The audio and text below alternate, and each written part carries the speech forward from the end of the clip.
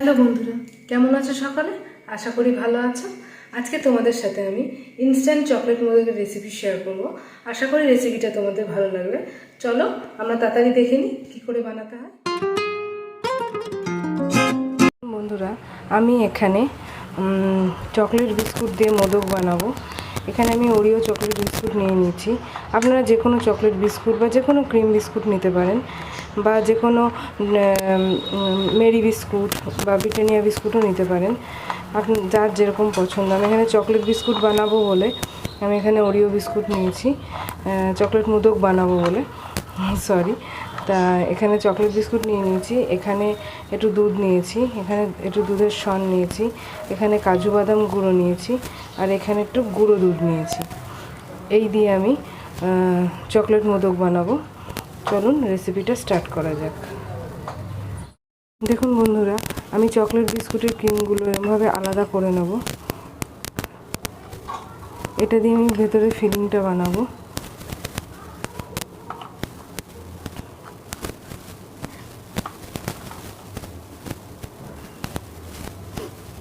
এইভাবে আলাদা করে নেবেন চকলেট বিস্কুটের ক্রিমগুলো। আলাদা করে নিয়ে তারপরে আমি ফিলিং বানিয়ে দেখাবো। দেখুন বন্ধুরা, এবার আমি চকলেট বিস্কুটগুলোকে এরকম ছোটো ছোটো করে টুকরো করে নেব। টুকরো করে আমি মিক্সিং জারে এগুলোকে গুঁড়ো করে নেব, পুরো একদম পাউডারের মতন। এবার এগুলোকে এরকমভাবে যতটা ছোটো ছোটো টুকরো করা যায় ততটাই করবেন, তাহলে গুঁড়ো করতে সুবিধা হবে। আর গুঁড়োটা খুব যেন মিহি হয় সেরকমভাবে গুঁড়ো করবেন, দানাদার গুঁড়ো করবেন না, দানা যেন না থাকে গুঁড়োতে। এরকমভাবে আমি সব বিস্কুটগুলোকেই ভেঙে নেব। দেখুন বন্ধুরা, মিক্সিং জারে বিস্কুটগুলোকে আমি এরকম ছোটো ছোটো টুকরো করে নিয়েছি। করে নিয়ে এবার এটাকে আমি গুঁড়ো করব। এই মিক্সিং জার থেকে এই যে গুঁড়ো করে নিয়েছি, এবার এই গুঁড়োটাকে আমি একটা থালার মধ্যে ট্রান্সফার করব।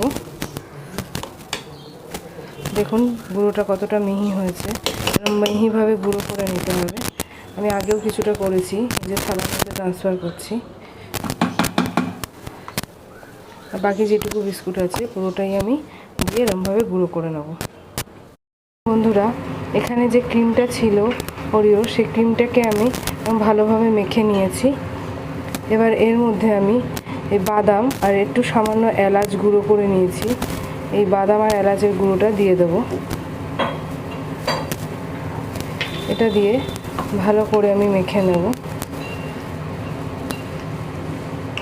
আপনারা যদি আরও কিছু, এখানে বাদামের মধ্যে আমি কাজু বাদাম, আমন্ড বাদাম দিয়েছি, আপনারা যদি পেস্তা দিতে চান দিতে পারেন। আমার কাছে ছিল না তাই আমি দিইনি। আমি এইটা দিয়েই করে দেবো। আপনার যেটা বাদাম পছন্দ আছে সেটাই দিতে পারেন। ভালো করে মেখে নিচ্ছি।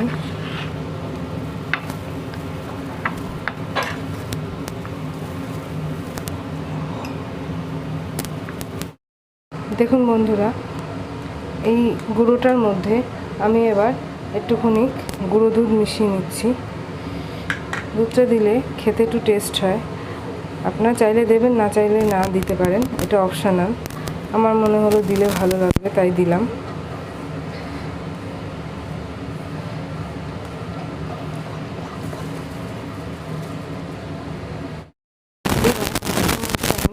অল্প অল্প করে দুধ অ্যাড করব, অল্প অল্প করে অ্যাড করবেন, দিয়ে মাখবেন। দেখুন বন্ধুরা, এই মালাইটা আমি এখানে দিয়ে দিলাম, দিয়ে ভালো করে মাখবো। মালাইটা দিলে খেতে ভালো হয়।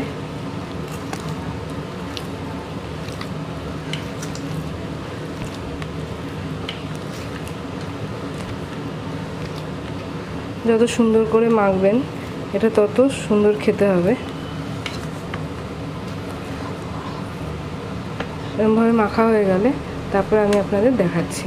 বন্ধুরা, যত মাখবেন তত এরকম তেল বেরিয়ে যাবে, হাত থেকে ছেড়ে যাবে, পাত্রটা থেকেও পুরো ছেড়ে আসবে। এবার এখান থেকে একটা করে পোর্শন কেটে এরকম করে গোল করে নেবেন। গোল করে নিয়ে এখানে একটা বাটি তৈরি করবেন।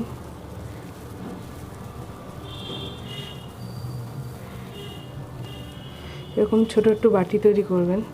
এবার এখান থেকে একটুখানি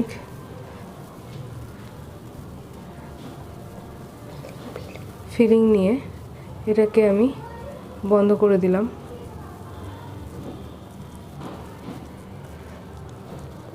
আমার কাছে মোদক মোল্ড নেই, তাই আমি এটাকে হাতেই বানাবো।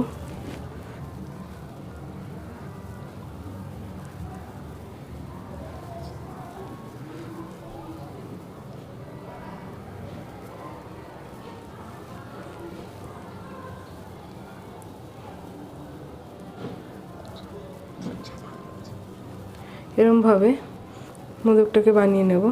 এবার সাইডে গায়ে এটা টুথপিক দিয়ে ডিজাইন করব।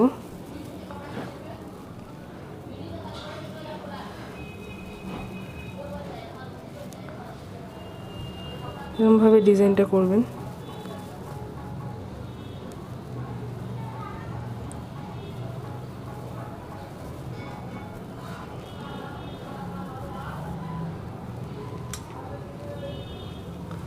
দেখুন আমার মোদকটা তৈরি হয়ে গেছে।